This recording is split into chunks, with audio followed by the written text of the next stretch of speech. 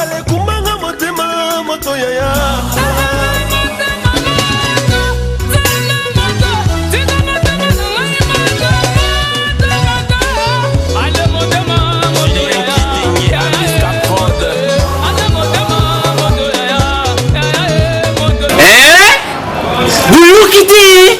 Buyo kaka Kisasa Nabiso et l'équipe partout. KNB Kinshasa Nabiso qui ne l'équipe partout.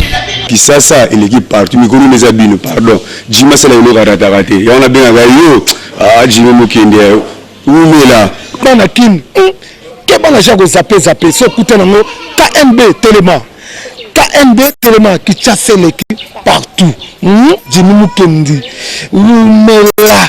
KNB ko zapé te so kutanango check au Vandi. Côté Bakino peut bienvenue dans le magazine de Bino Préféré KNB Kinshasa Nabiso.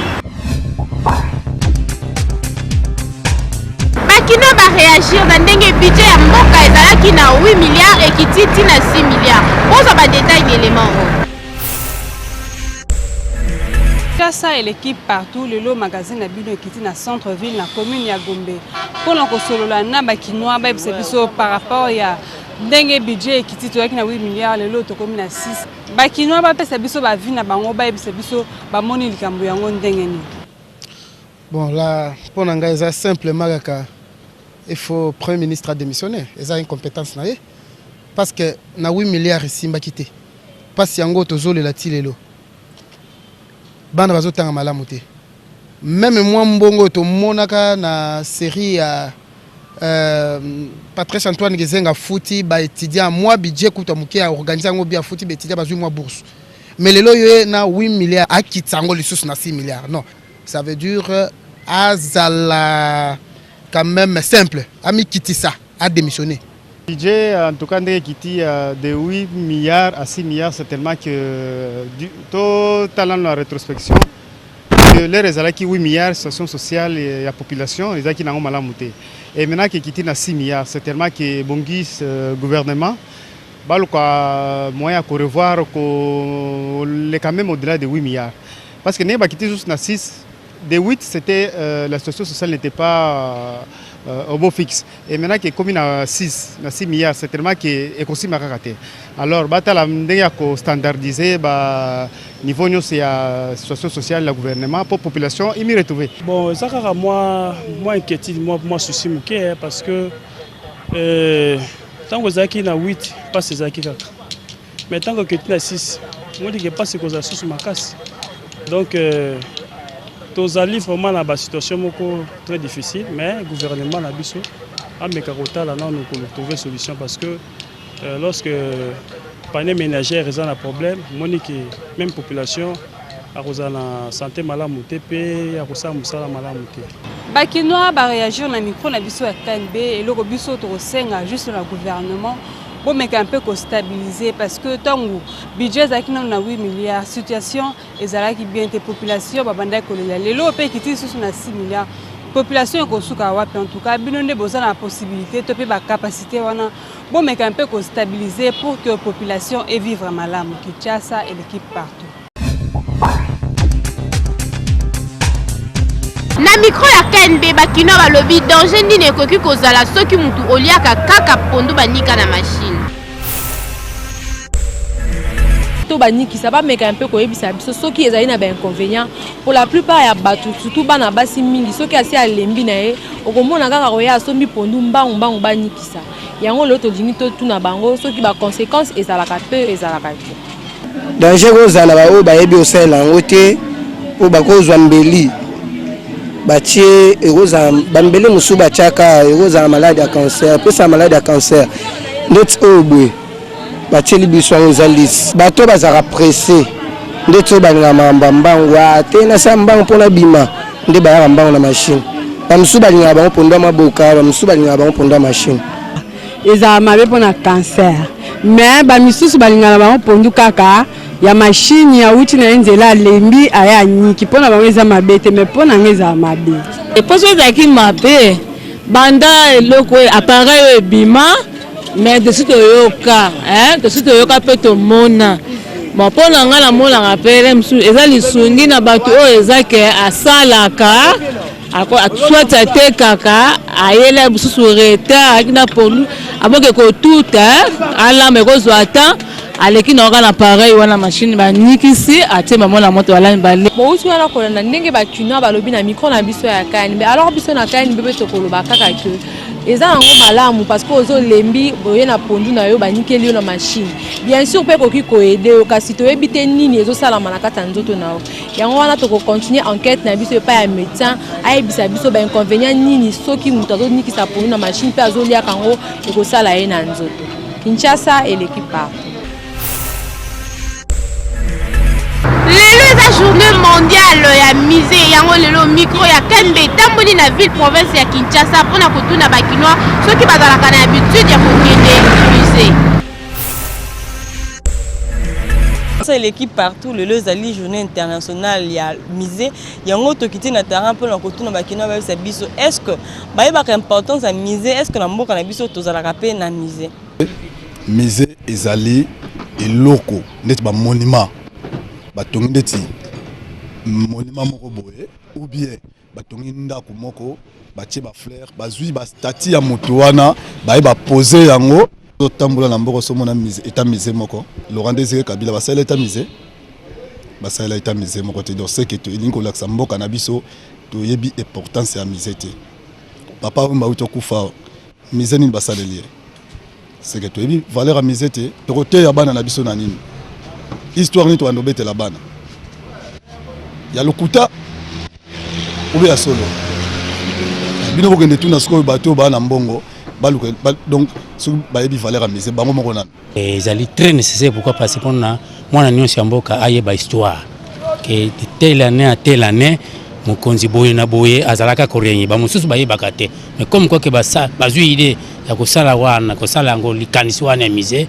eza bien mpona kodécouvrir koyeba mboka ndenge nini ebandaka ndenge nini ezokende ezokoevolue ezali awa mfo nakoloba awa na Kinshasa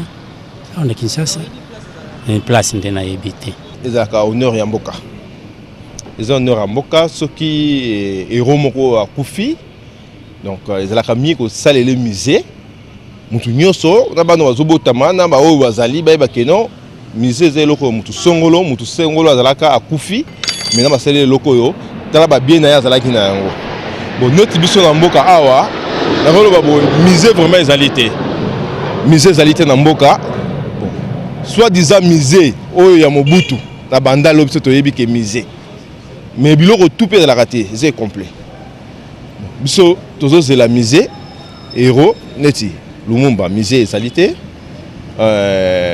président Laurent Kabila père musée ezali te to au moins so papa mbakufi awa musée pe ezali te bouti wana kolanda bakino ndenge bapesi ba point de vue na bango biso na KNB pe tokoloba musée esengeli ezala na mboka monene loka mboka na biso musée ezalaka place oyo ba œuvre d'art ezalaka ba œuvre d'art wana eza historique musée ezali place ba document ekozali peut-être histoire esalema lokola mboka na biso ba histoire eza ebele bakoki koconcevoir yango na ba document moko pe bochango na kati ya musée na yango tokoencourager gouvernement lokola azali na projet ya komettre en place musée moko ya mboka na biso mais tokosenga ezalaka kaka moko te soki okozala ta 4-5 beaucoup de salles ya musée ekosala bien Kinshasa eleki partout.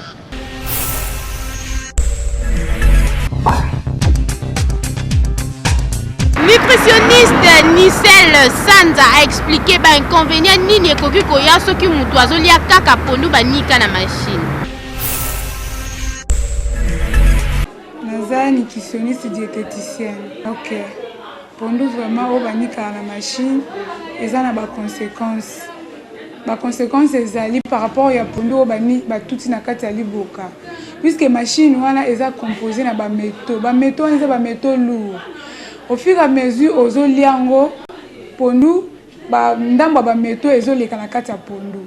Okomona conséquences eza direct te. Okolia pondu lelo na liaka na esala kelo côté. Mais à la longue okomona et puis ça ba conséquences ezebele. Les ba conséquences eza chroniques telles que eko pesa ba trouble rénal plus tard. Okomi na malade ba bengaka hépatite. Et ça a des conséquences belées. Et puis ça rappelle anémie. Pourquoi? Puisque ils ont fragilisé l'hémoglobine. Au lieu de ça, la 120 jours, na marche nango, l'hémoglobine s'est fragilisée avant 120 jours. Donc risque il y a anémie. Risque il y a anémie. Ils ont fait ça peut irritation. Il y a gorge. Pour que na ba métaux lourds, c'est-à-dire ils ont malade penzaté. Pour ba métaux lourds, ils sont vraiment toxiques dans notre monde. Irritation ba gorge, ezali anémie plus tard pour ils fragiliser hémoglobine avant 120 jours. Plus tard peut ba trouble rénal. Yango zo mona ba te belé lelo e komika ba maladie à rein. Ba ndoki, ba maladie à rein te alimentation na yo ezandenge ni tango za en bonne santé. Lelo zo lia e lo belo côté mais après un temps ba maladie wana e ko se comment on a mis sur bateau pour qu'on comme malade. Causé par ba métaux lourds. Na bi bien ba machine wana eza composé na ba machine ba nika hélice wana ou ba chaka na kati o nika pondu kata pondu. Eza métaux lourds. On a métaux lourds na chimie to ebi keza toxique na nzoto amutu. On peut imaginer machine wana tango zo nika pondu eza ki munene hélice mais silaka. Et silaka nyoso wana ndenge sila ekenda na kata pondu. Tango yozo melango, le loza bien, mais l'obi kuna et puis c'est ma complication. Peut-être les ignorants. Soza apostoli a pondu, maman tout a pondu non ali boka. Soza ma casité, Lucas 500 francs, Lucas 1000 francs, pesa muta tout est lo pondu pour causer bana ba maladie plus tard. Yo moko pose la maladie plus tard. Donc faut mi battre la maladie. Docteur Olivier Mbunze a expliqué tétanos ce que zanini pe quand est-ce que mon toa koki ko zwa tonga wana. Tétanos c'est une infection na bacille moko benga Clostridium tetani. Clinique na yazali a développé un tableau moko eza lokola méningite, eza lokola neuropaludisme, mais mutozo présenter ba convulsion ya makasi. Azo kanga manzoto mobimbo. Akoki ko présenter fièvre et puis ba convulsion wana et répondant na ba caractéristiques o ko faire penser biso na tétanos. To komona ba convulsion wana eza aggravé na makelele. Donc la tétanos, il y a des circonstances où il faut que tétanos. D'abord, il faut avoir tétanos au moins 2 fois. Tétanos, vaccin anti-tétanique parce que nous na vinde totambolaka aza a risque azoka. Pe na kozoka wana soki a lokota ki microbe o epesaka tétanos, donc Clostridium tetani akoki ko développer tétanos. D'où mutu nyonso il faut azora tenga tétanos parce que eza ko procurer biso immunité moko ya 6 mois, donc na 12 mois ya année il faut ko zonga au moins 2 fois. Eza na ba durée. Ou vaccin anti-tétanique eza na durée ya 6 mois.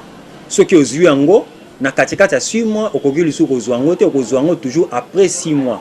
Ce qui aux oki tolobi risque eza 0 te mais risque eza moindre que ce qui microbe ya tétanos ezalaki eleka ki na nzela pota mutu akokana ko développer tétanos.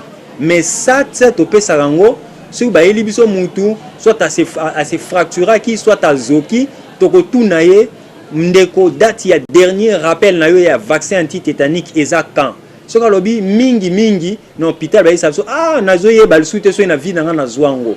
Alors tolobi ke mutu yo asa risque ya ko développer tétanos tokopesa ye en urgence. Ça donc sérum anti-tétanique et je procurer immunité moko immédiate et puis toya ko ça la relais na VAT et je procurer immunité moko eza tardive mais prolongée. Et ça obligatoire parce que mutu nyonso azan un risque ya ko développer tétanos. Soki azoki et que na mabele ou bien tout en na mulangi ba tout en libende na kati libende wana microbe ya tétanos ezaki akoki ko développer tétanos. Pourquoi mutefois zwango? Parce que ce qui tétanos est s'installer parfois après des 70% ba maladie wana ba kufaka to perdaka bango. D'où c'est une maladie à prévenir et non à traiter. Rubrique na bino bo kraka ya selfie kanga photo seka mukepe buka kingo tinda photo na yo na page Facebook Kinshasa na biso Kenbo suka. Basi mingi bazalaka soki azobokola bana mbanda komona ko nyokola bango to ebite soki bana wana nde akomisaka bango ba mbanda na ye to eza kaka mutema mabe. Basi mingi bazalaka soki azobokola bana mbanda komona ko nyokola bango to ebite soki bana wana nde akomisaka bango ba mbanda na ye to eza kaka mutema mabe. Basi mingi bazalaka soki azobokola bana mbanda komona ko nyokola bango to ebite soki bana wana nde akomisaka bango ba mbanda na ye to eza kaka mutema mabe. Pourquoi mutefois zwango? Parce que ce qui tétanos est s'installer parfois après des 70% ba maladie wana ba kufaka to perdaka bango. D'où c'est une maladie à prévenir et non à traiter. Kinshasa et l'équipe partout le magazine a bien s'intéresser na comportement ya mabeo la plupart ya ba marâtre bazara nango ya konyokola ka bana bambanda na bango boka bakinyo ndenge ba réagir. Et donc alcool l'esprit moko ba shana bazara na ndoki parce que na ko bandengo wana. Parce que moi na mobile no aboti. Malika aboti na mwasi mchushi. Baza makila mobile na yo linga ka oya yo oyo bimena libumu na yo mais oyo ya mwasi mso linga iponani. Olingi mama nete me mwana azali mwana mobali naza mwana na yo faut kolinga ye bana wana baza bana nanga soki bayaki na mokili ezali ponga na lingaki soki ezalaki na problème moko yaki ke ngala mama la bango to kabwala ou soit mama la bango akufi batikali na ngai c'est mon sang baza bana oya ngai tant que ezana kata ndaku na ngai comme mwasi na ngai do akolinga pe bana na ngai lokola ya ye boyoki bakino ndenge bapesi ba point de vue na bango na micro ya kandi biso conseil o tokopesa na ba marâtre o bazara na habitude ya konyokola bana bambanda il faut botika parce que eza malamu te lelo zonyokola mwana mbanda avenir yo yebite peut-être bana wana nde bakosunga et puis makila ozali ko circuler na ba veine ya bana mbanda wana yango pe ezali ko circuler na bana oyo boti parce que bazali bana ya papa moko mbanda na ezali peut-être maman na bango eza bana en tout cas bana bazala bango ba innocent faut pas ko comme ça bango rival na yo Kinshasa et l'équipe partout. Soit compagnie na Force One Service bazoteka ba voiture ceux qui ont intéressé soit ba détail élément.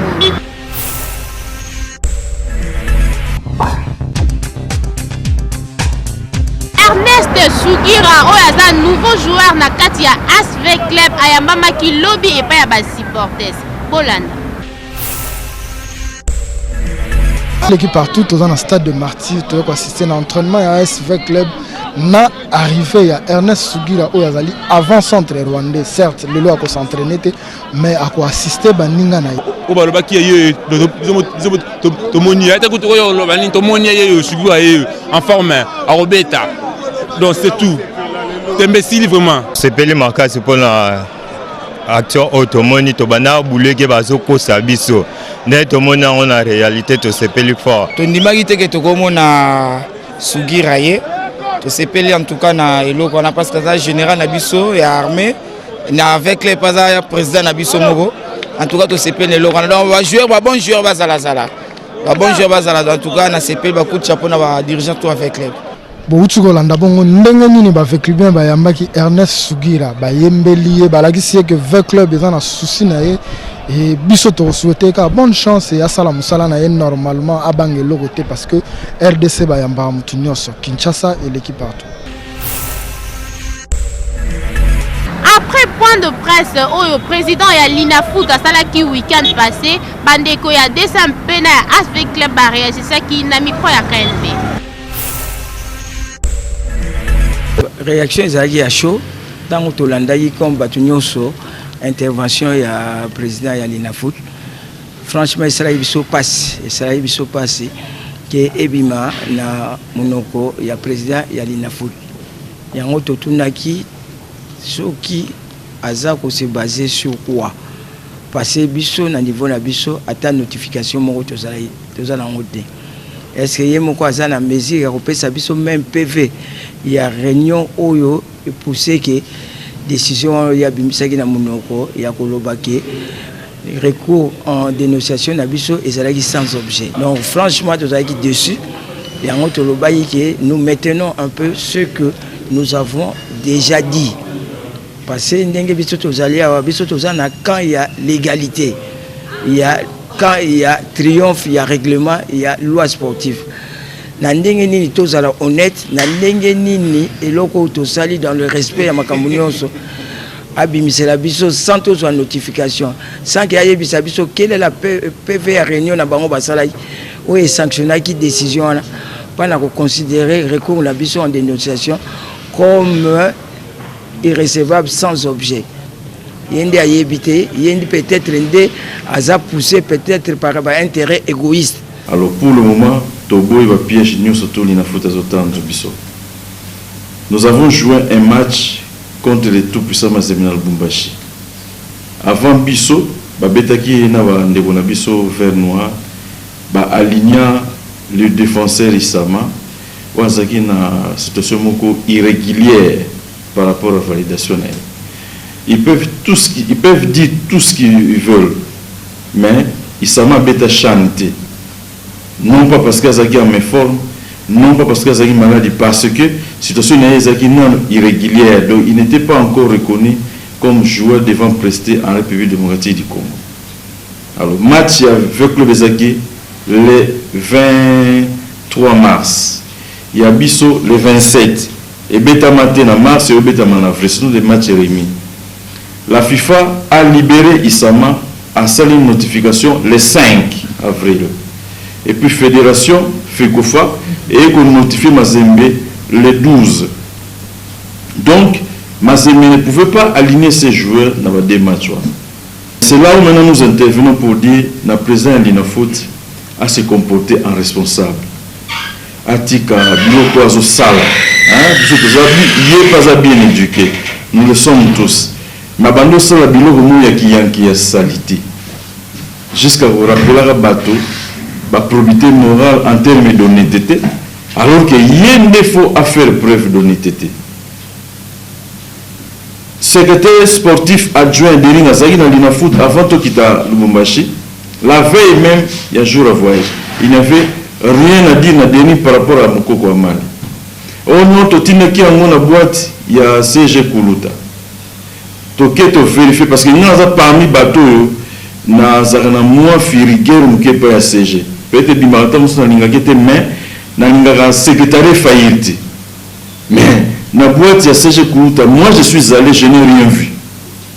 Or, par excellence, boîte email et adresse physique, il y a RGC Lobby.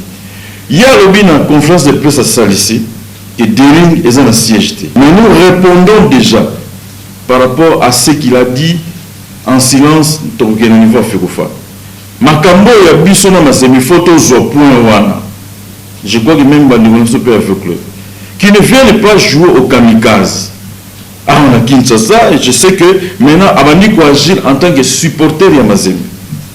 La procédure administrative est prévue dans le cadre de sport, baza kolandela. Mais les supporters et mana, donc il y a une foot que ça a troublé. Ni dans Fekofa, ni encore moins dans match, ni dans l'entraînement. C'est un piège, on est en train de temps. Le magazine KND Kinshasa Nabiso désormais sur vos smartphones et tablettes. Il suffit d'aller sur Play Store, écrivez KND à la zone recherche sur Google Play. Choisissez parmi le logo de votre magazine préféré KND et cliquez dessus pour télécharger. Une fois l'appli KND sur votre portable, à l'entrée vous découvrirez la photo de vos stars préférées. Le menu de l'appli KND vous offre le rubrique suivante. Édition. Pour toutes les vidéos des éditions du magazine KND. Facebook. Pour déposer vos photos selfie, cliquez j'aime et suivre l'actu KND. KND Tweet. Abonnez-vous sans condition pour rester à la page. Insta KND. Échangez de photos sans relâche sur votre page Instagram. À propos, pour connaître notre esprit et philosophie basée sur Kinshasa. Nos contacts. Pour nous contacter, échanger des infos et surtout collaborer. Appli KND Kinshasa entre nos mains. Appli KND Simba Kinshasa Namaboko. Batu mingi bazalaka na ba manque de manière na Kinshasa komona bozana intimité te bozana bino pe ba pure master te mais akobenga wana ba air tardif abosani ke air wana mutu aza ya kolala. Ça et l'équipe partout les lots qui étaient sur le terrain pour la kosolola na bakinois bayebisa biso ndenge nini bamonaka bato oyo babengaka bato na ba air tardif. Pourquoi la benga bato mo ba 23h mo na 2h na benga bato. Oui, nditi ngai. Pour rien. Bon, ce qu'on est qui te pour me faire un de l'eau, bonsoir, la sensité. Mon Robin a mon valeur à son équipe, comme être nécessaire, au bien le moutou, expliquer. Mais sur les comment on a été Robin à me bien. On a roulé le ces années. Moni, la journée, sur Tali, l'activation des aramais, coût et aramois et belé. Donc, bah, réseau to bengaga, on a et consommera moins plus. Et on ming ben préfère bien la air tardif et lire à moi moqué. Mais quand on a air, on a vraiment les arapena bien été. Pour les femmes mariées, so bien na air, on a ko déranger pe libala na. Donc il y a son rôle bagaille ngwana. Ngana ba air wana na répondre à parce que na kanga téléphone na à partir de 23h pour éviter le dérangement précisément. On nous a éducation il y a bien temps. On ne peut pas appeler à ces heures là-bas quelqu'un qui est bien éduqué. Déjà assis à l'ali, à réfléchir, déjà on se repose. Et l'éducation est bien té. Bon, qui va qui nous andenge va réagir, mais conseil na biso na KNB ezali juste eza malamu te ko benga mutu na ba heure tardif. Vraiment na mutu alali na ye yozo benga ye na ba minuit, yozo benga 23h, 1h voire même 2h. En tout cas eza malamu te. Mususu au mona oza la femme mariée yozo benga ba heure wana. Okoki ko bebisela libala na ye. En tout cas, bon ça l'effort, ce qu'on a besoin ko benga mutu ba heure wana peut-être ezali urgent. Okoki ko sala même message parce que tant un message wana akoyeba besoin na oso ezali. Au lieu de benga na ba erwana au déranger peut-être pongi na e kozala vraiment malamu mingi te Kinshasa et l'équipe partout. Merci d'être vous allez toujours révélé à Kolanda magazine à bino vos préférés. Il y a le lot présenté qui a mon kati ya boulevard du 30 juin. Olingola takito koloko la présentatrice ya magazine KNB. Les cas la maison d'Orcas Confection chez Mami Bilema leader l'avenue et à la numéro 21 la commune ya Kasavu. Kinshasa et l'équipe partent.